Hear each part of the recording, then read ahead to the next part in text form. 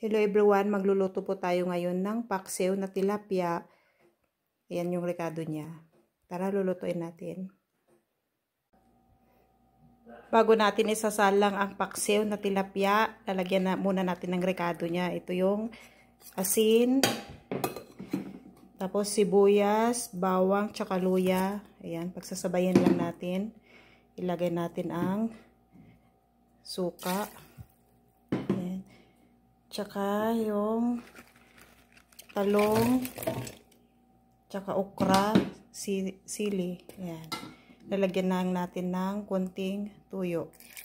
Tapos, iluluto na natin.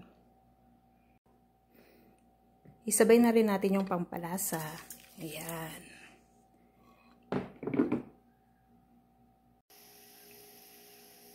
Luluto na natin. Tapos, tatakpan natin. Ayan. Ayan, kumukulo na. Malapit na paluto. Takpan lang natin ulit. Tignan natin kung luto na yung paksiw na tilapia. Ay, naku, ang sarap. Grabe. Ayan na. Luto na.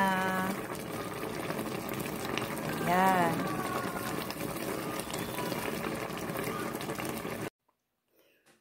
Ito na yung paksiw na tilapia. Ayan. Salamat sa panunood. Bye-bye.